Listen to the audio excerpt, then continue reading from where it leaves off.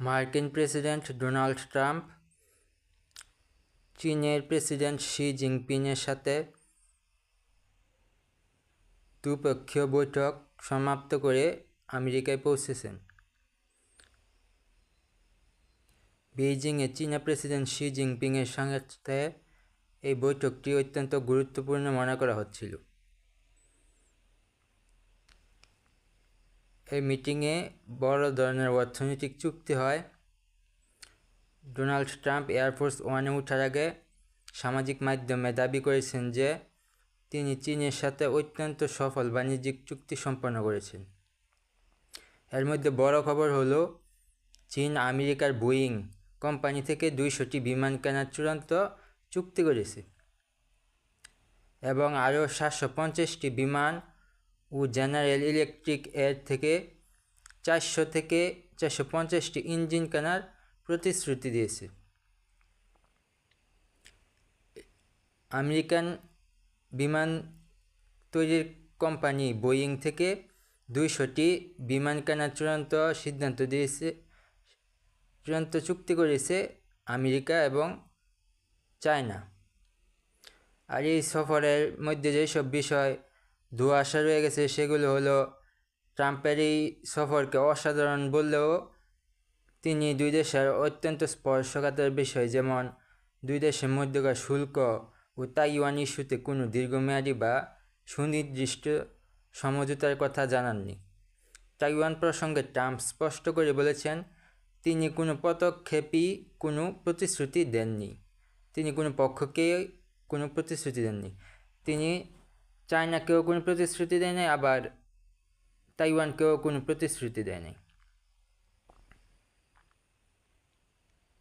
America এবং ইরানের মধ্যে যুদ্ধ পরিস্থিতি একবারে নাজুক অবস্থান রয়েছে। গত মাসে ঘোষিত যুদ্ধবিরতি যে কোনো সময় ভেঙে যাওয়ার আশঙ্কা তৈরি হচ্ছে।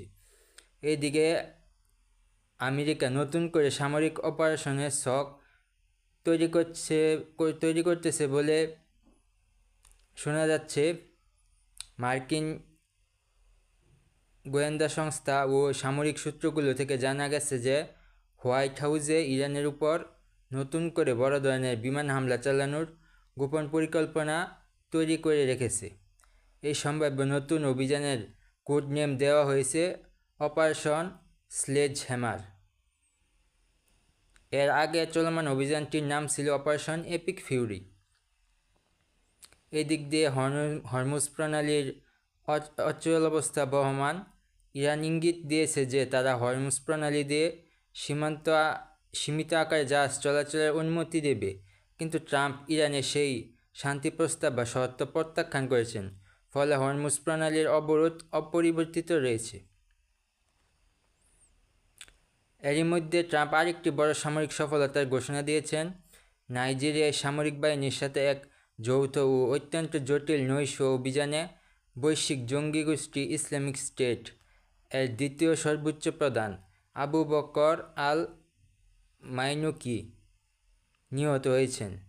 ট্রাম্প একে বৈশ্বিক সন্ত্রাসের বিরুদ্ধে বড় জয় বলে দেখছেন।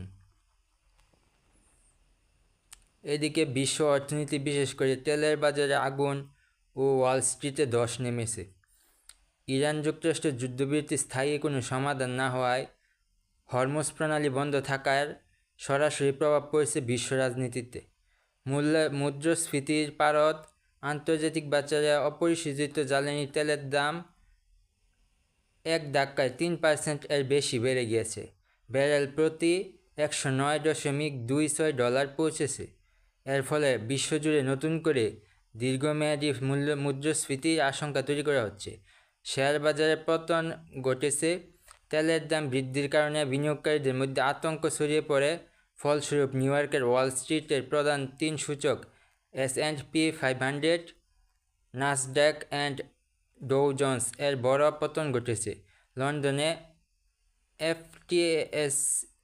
FTSE এবং প্যারিসে পুঁজিবাজার ও 1.5%-এর বেশি ক্ষতির সম্মুখীন হয়েছে। তেলের দামের কারণে বন্ডের সুদ হার আশঙ্কাজনকভাবে বাড়ছে, যা বাজারের জন্য নেতিবাচক। এদিকে ইসরায়েল লেবানন যুদ্ধবিরতি বৃদ্ধি হয়েছে বলে জানা গেছে।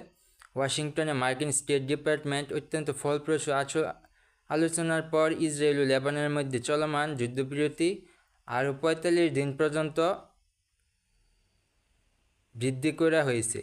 আগামী 29 মে থেকে পেন্টাগনে সামরিক নিরাপত্তা ট্রাক এবং জুনের শুরুতে রাজনৈতিক আলোচনা পুনরায় শুরু হবে। এই ছিল আমেরিকার প্রধান খবরগুলো।